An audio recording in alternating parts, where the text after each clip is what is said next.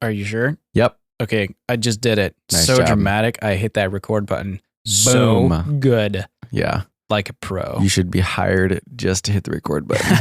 Yeah, well. Oh, so we're live. Look at that. Okay. Hello, everybody. Welcome back to another episode of Mind Castle. My mic is really loud because we may have forgot to turn it down. I can't remember for sure, but it is what it is. Anyway. Oh, hold on. Reagan's working on it. So today we're talking about something. Ooh, that's better. Today we're talking about something called building a second brain, something along those lines, because it's kind of hard to capture what we're going to cover in this episode. But so second brain.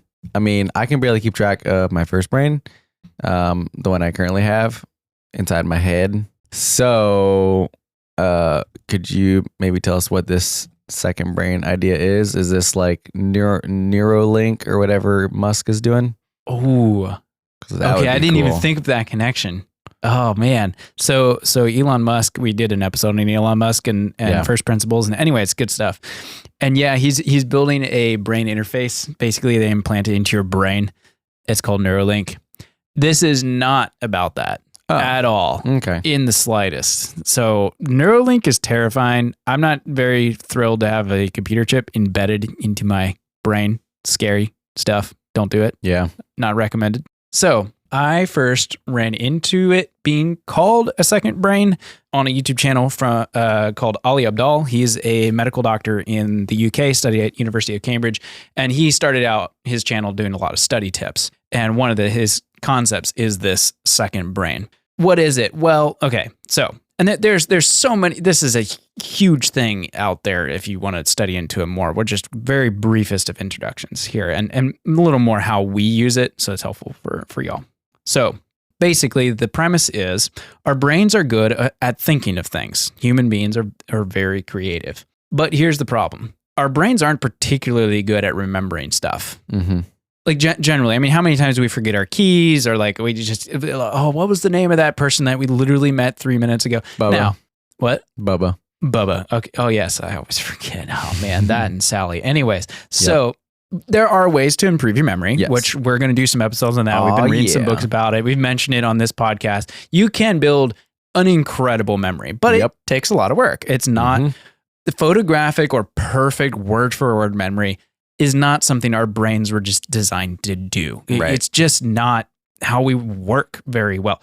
So when it comes to complex and intricate information that you have to recall exactly, your brain's just not particularly that great at it. That's kind of what we're talking about here. So when we say a second brain is a system to remember all of those things, organize all those things to where you have them when you need them. Okay. So does that make sense-ish? That makes sense. To organize them so you're kind of splitting off of the what it is to more why we need it. So yeah. So here's a little into the why. Mm-hmm. Basically, we live in an information overload era. Right. Ever since this whole internet thing and electricity came around, it's just been bonkers.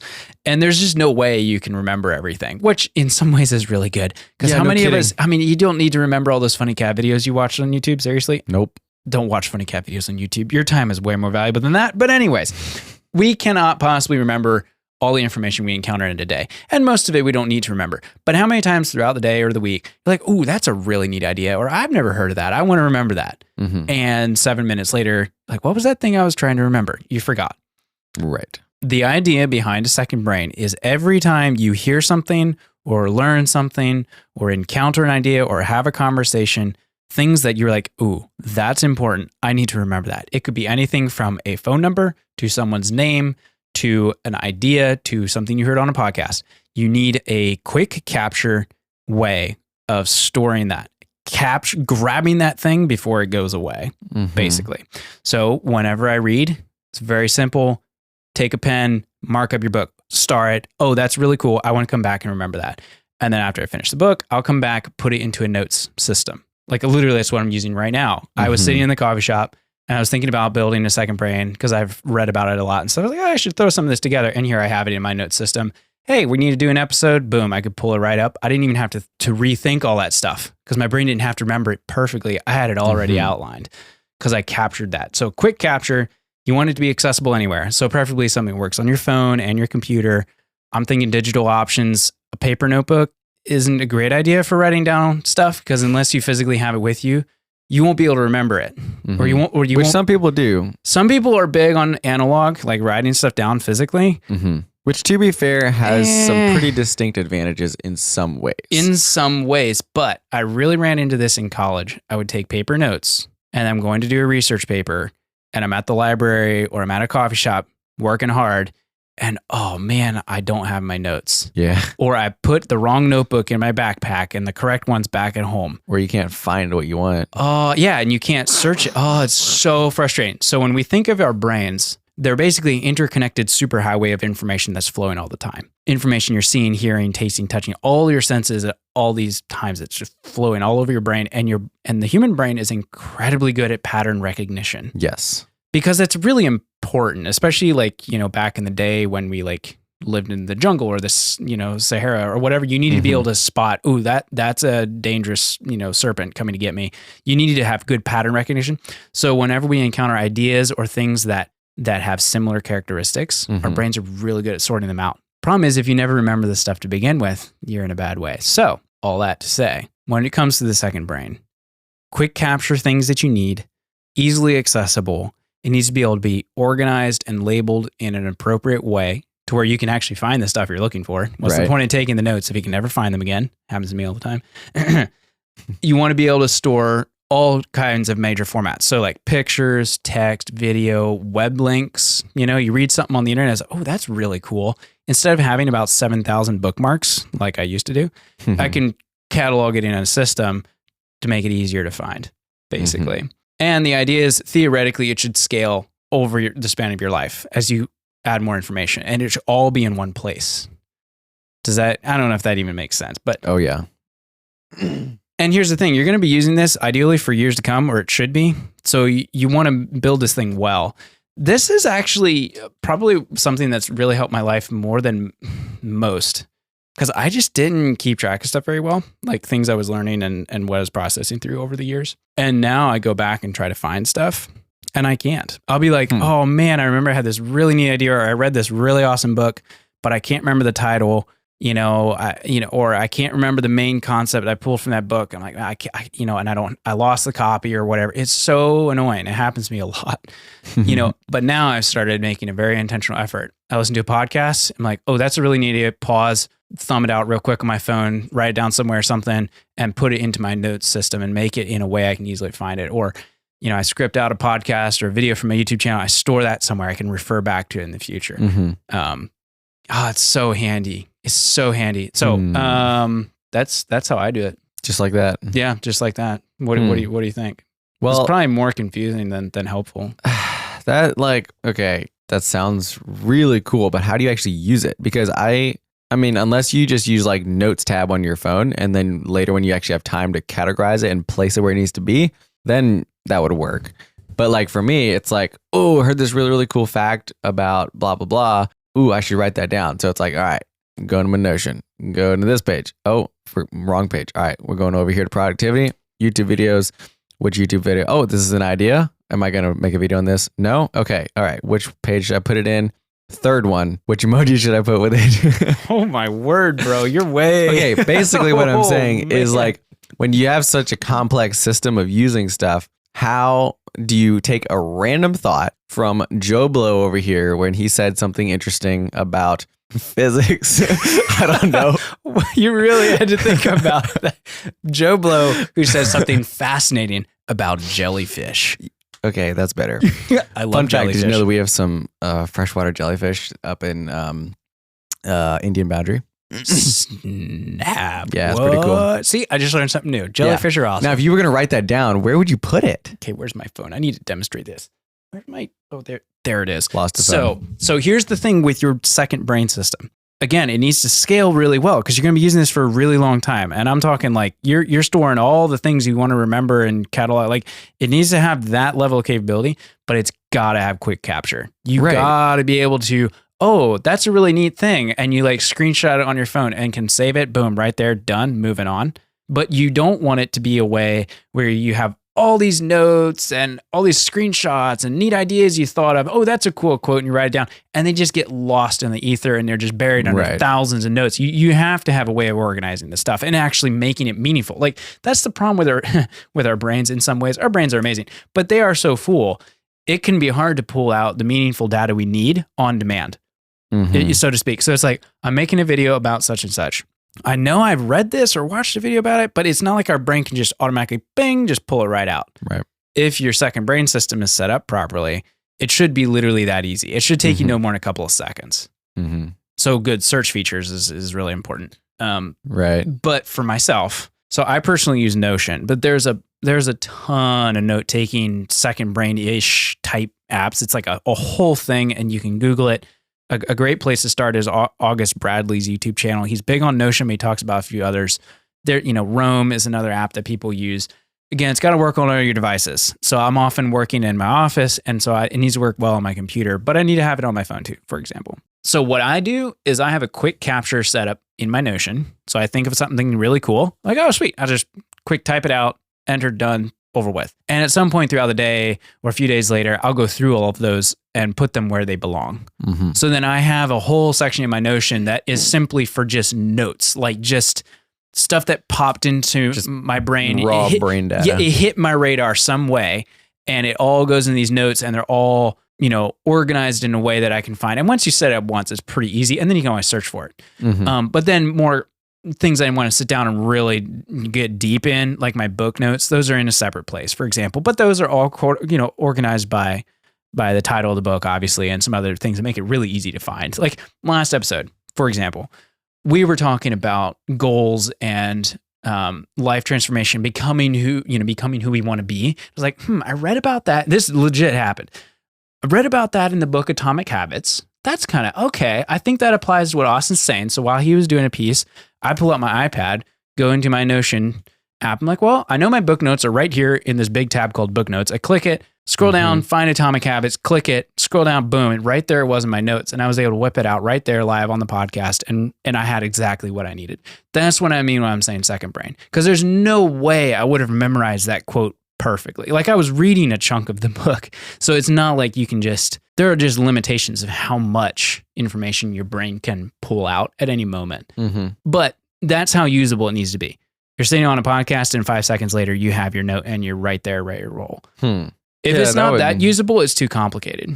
Yeah, having that would make sense. Instead of trying to categorize it and place it right then and there, just simply, which that might even be, for me, I would tend to use actually just my notes tab on my phone. Yeah, that works. I can just boom, pull that out super fast, bam, put it in, or using drafts.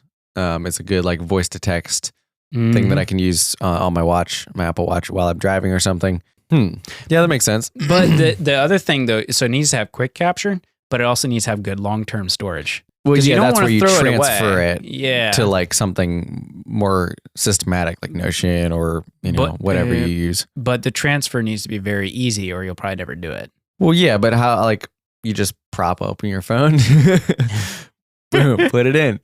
Yeah, like Notion's really nice because you can just drag and drop blocks of information around, which is so cool. Yeah, and their database functionality is just bar none. It's just so good. I have. Yeah, I mean, it's legit my second brain. If you ask me what you thought of such and such book you've read in the last year and a half, I could pull it up in seconds and have all my notes right there and tell you, oh yeah, I learned this and I thought this was neat and I thought this was not great and I would recommend it because of this. And it would all be right there. I did no second guessing, no what was the author and how did I find that book? No, you got everything right there. And this, for those of you listening, probably sounds nerdy and excessive and that's so much work.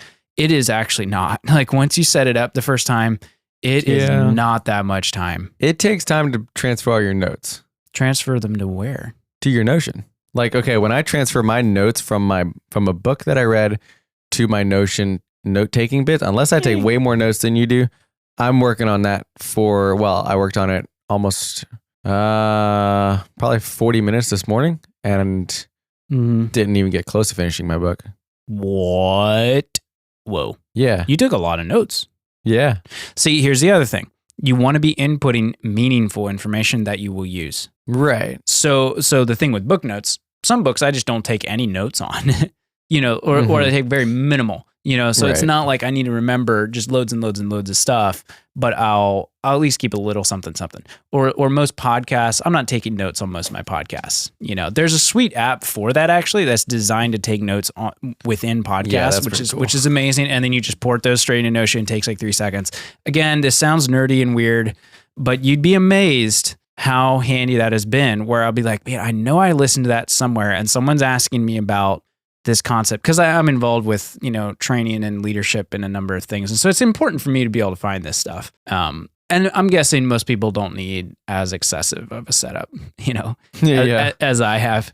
But the point being, start small and have a way of cataloging important stuff that hits your radar. Yes, This definitely. is oh man, like you don't need to build an entire library. You don't need to custom code a note-taking app. I don't really care how you do it. Just use the notes feature on your phone, something, because man, it is incredible. Once you start doing it, you'll be like, wow, why did I not do this before? Oh yeah, because you'll immediately notice like when you need it, and then there it is. Like yeah. the return on investment is very, very immediate. So fun fact. I pulled open my Notion here thingamajiggy on a book that I read called Moonwalking with Einstein. So for that book, I took 3,800 words of notes. Is that a lot, or is that like normal? That's a lot. Okay, but it was a really good book. Yeah, no, I mean, okay, so not sure I wholeheartedly endorse it, but it is very interesting of a read, and we're going to do an episode on it someday, because it's like wild. All right, well, let me just see here. I should pull up, I don't know, what we talked about, Atomic Habits. So let me just go to my fancy database system, which is just huge and beautiful. And oh no, this is bad. Now I lost it. Oh, there it is. Uh-oh. All right. No, I got it. And everything's all nice and categorized. Oh, I love it. So I'm not used to getting word count on these things. I'm at 1,900 on that one. Not bad. And that would be 1,900 words. And that would be a book that I've taken way more notes than normal. Now, my typing speed is quite fast. I don't know what yours is, but that's 90. That would be the one thing I would say for people wanting to do this, is invest in learning to type faster. That's a universal life skill. Yeah, Period. just do it. You really, really need to do that. Like everything from texting to responding to email, it's a very, very handy life skill that I wish I would have developed even more, which I've spent a lot of time developing, but I don't even know what my word count is. It's nothing fantastic, but it helps. Anyway, I don't know. Each person, you do you, but having some kind of system. It doesn't, I'm not picking on how you do it, but some kind of system you can pull that information out when you need it is just, you'll be amazed how much you'll use it. It is interesting too how much, okay, so we use and go off of the information we take in like a lot. Like I make YouTube videos, we do podcasts, you do several podcasts, you have YouTube video, you do trainings, things like that. I wonder how much do you think someone who just they have a 9 to 5, they go to work, maybe they read in the evenings, they have a family, they just kind of do their thing. How much would someone like that use something like this? Like how often are they going to be like, like I remember something like this, and go back to it? I think it would be some, but I don't think it would be nearly as much as someone like you or me or Ollie or whatever his name is. Well, no, probably not as much, but you would still be amazed. So like, you just wouldn't need something quite as complex. Yeah, you wouldn't need something quite as complex, but you need a good way of keeping track of your stuff because, okay, an example, I was at somewhere a while ago and they were like, hey, can you have the morning devotions for, a group of young people that were like getting together for something? I was like, well, and this is like late the night before, and it was very early, first thing in the morning that I was supposed to do this. And I was like, yeah, because I have like all the notes for everything I've ever done on this and all my Bible study notes, everything is right here. So it will be like absolute breeze. This will take 0 time. And it did. I just came in, pulled out my iPad.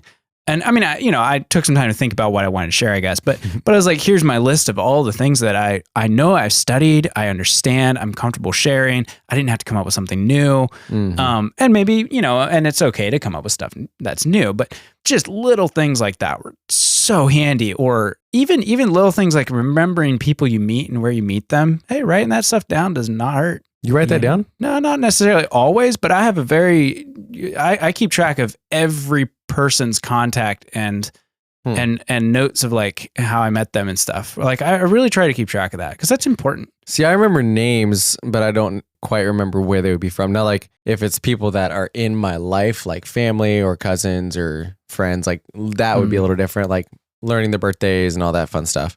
Yeah, But yeah, that's it was fun. I actually was stranded at Bible school for a little bit because I wrecked my car a little bit. Just kind of a little messed it up a little bit. I had to get it repaired. So while I was there, I was like, I should see if I can learn everybody's name in like 3 days. There was like 70 people there, I think. And I was not really even around that much.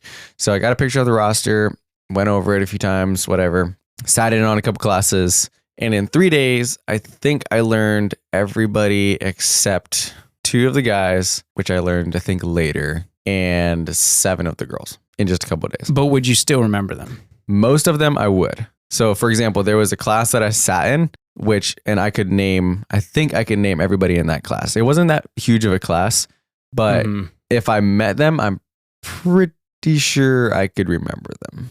But that's brute force memory. No, it's not. That's using techniques. Well, like, I mean, memory techniques, but like that's just straight up using your brain. Well, yeah. That's not what we're talking about here. Here's the thing. If I would take those names and write them down without a picture or something, I'd be way worse off. Like I need some sort of context. I have nothing to link the name to versus this way, I can link something like that immediately to them. Yeah. So when I see them, it's like, boom, know the name versus it's like, oh, I see you like, oh, I think I know you. Hold on. Let me pull up my list that I have 257 names on and see if I recognize it. Yeah. No. Yeah. Like, no, just keeping a list of people's names is never going to work. What I'm saying you need a better system. Is there are some facts and things that you need to just be able to like, boop, pull out. Oh, yeah, for sure. Like defining what you're going to use a second brain for is more the long-term stuff you're saying, I think. Right. Like the detailed nitty gritty, like stuff that your brain is not good at holding. Yeah, I would say, and again, maybe sounds a bit nerdy, but you could go to pretty much any month of my life from about 2012 on, and I'll have very good records of what was happening. Mm-hmm.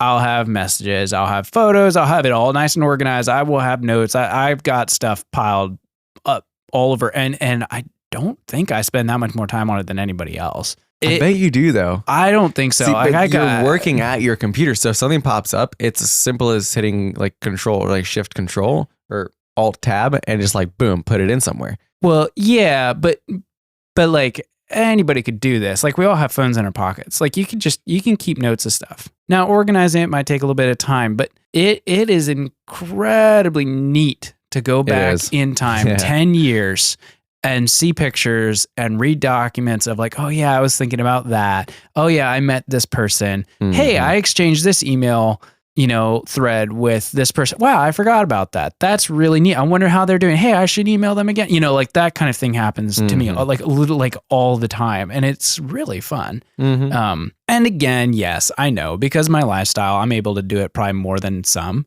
but I would argue it's not, I don't really spend that much time on it. You do have to get into the habit of definitely of keeping track of stuff and again having a good system to keep notes. And I again don't do paper because I did that for a while and that was a bad idea, but something that you can easily access on your phone or whatever.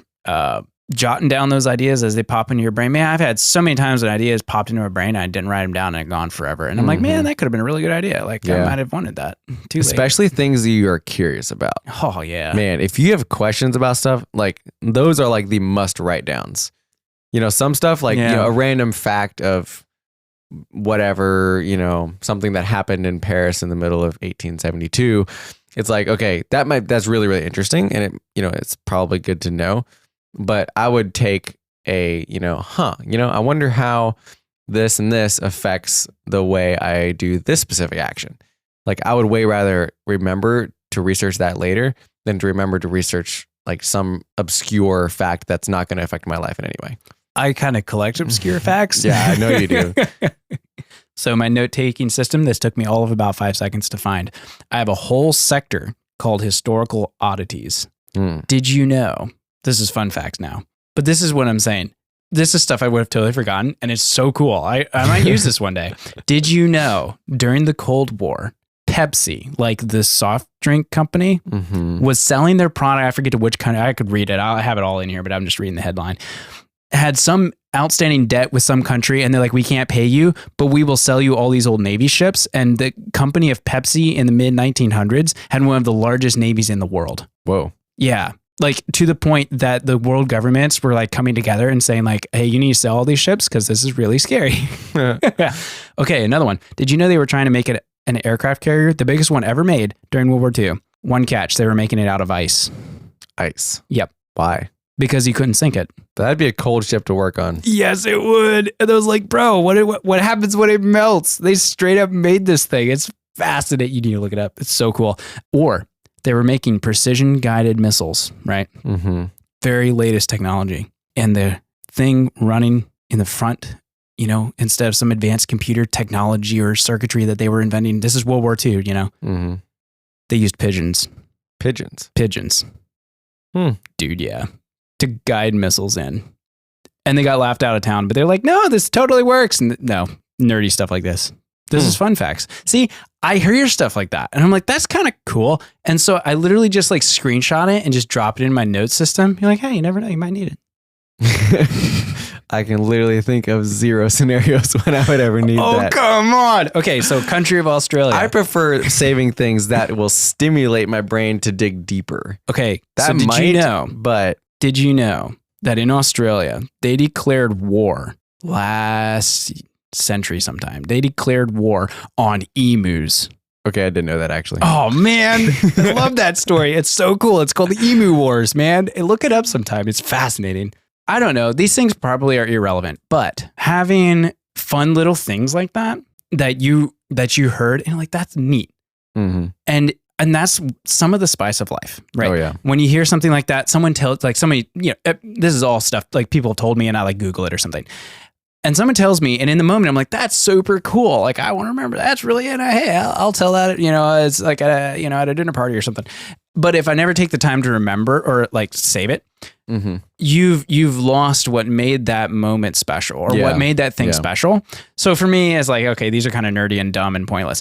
But it takes me back to a moment in time where I shared that with a friend who told me about Pepsi having one of the world's largest navies. And I remember just like, what a wild, like, and we were just having a great time talking about it. And now I have that like in my brain now because I'd saved that.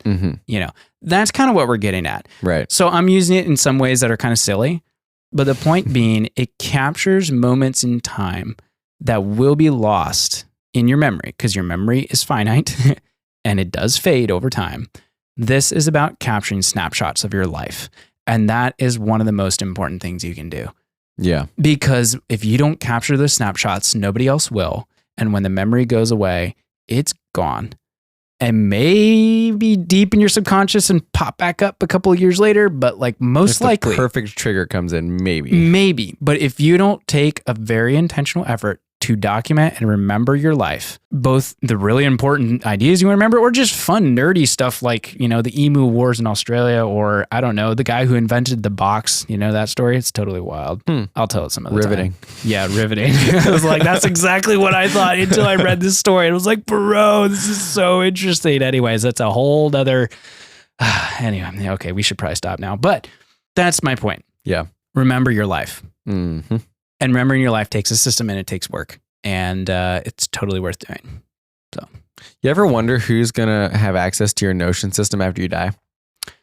Whoever has my passwords. Just saying, that's going to be like the coolest thing ever for your grandkids to look Oh through. my goodness. They're going to dig through and be like, dude, Grandpa was weird, man. Yeah. He's got stuff in here about an aircraft carrier made of ice. Like, who does that? You know? Or wow, what? This story of the guy who ate his boots? Why? Do you know that story? I heard about a guy who could eat metal. Dude, is that real? No, this guy actually ate his boots. Well, I mean, if he's starving. Well, yeah, but never mind. It's a whole story, guys. You know what? Hey, if you found this interesting and you want to hear about historical oddities, I have enough in here for about 12 episodes. We should just make another episode about it and talk about it. On curiosities. Or I have one on cats. I hate cats, by the way. But cats have this annoying habit of walking all over things and getting in the way. Right. If you look archaeologically, there are so many samples of them walking over like setting they would be like, cuneiform carving in their tablets, and their cat walks over it and leaves footprints, and it's like 4,000 years old. I was like, dude, yeah, that's so good. Or they're like walking over like Pharaoh's papyrus as he's like trying to write this important document and like smears the ink and leaves his paw prints. That kind of thing. I see. That's why cats are evil. It's like Cabinet of Curiosities, but for your brain. Yeah. Which I can appreciate. Okay, I'm going to stop now because we are getting way off in the weeds. Yeah. You guys see, though, the point being, you can have fun with these things and remember the stuff that's important to you. Clearly, these are important to me and pointless. But yes, anyways. Yeah, I'll stop. It opens a lot of potential too, though. So like, think about once you have that saved, if you want to commit that to like long-term memory, you can do that then, or you can use it however, like you can send it to someone, newsletter, podcast, make a video about it, send it to your great uncle. Like, you have so many options that you otherwise wouldn't have had. So like for me, one of my goals this year is like an actual goal. If you listen to the last episode, is to memorize the chapters of every book that I physically read this year, and like a little something about what that chapter was about. And so if I take notes on them, then I can go back through and be like, okay, I want to remember this, this, and this, and I'm going to link that to this chapter. And then I'm going to memorize that chapter and the book title. And then by doing that, like by using that method of capturing that information, then I can take that and commit it to my memory.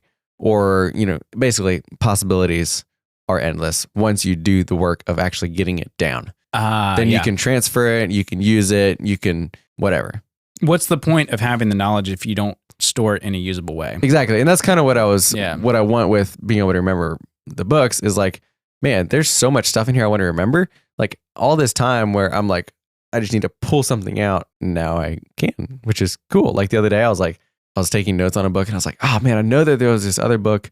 It was like Unlimited Memory. I was like, okay, it was talking about numbers. I was like, oh, that's chapter 11 because that was called Memorizing Numbers. And so it's like, okay, cool. Oh, cool. Wow. Pull it up, chapter 11. Oh, there it is. Here's the formula for memorizing all these things. Here's like all of his 1 through 100 words. So like stuff like that is really cool because that saves out an extra step, Anyway, random fact. Except for me, it's more like, hey, did you know about pigeons, on guided missiles? But I don't have it memorized. It's just I have to go look it up.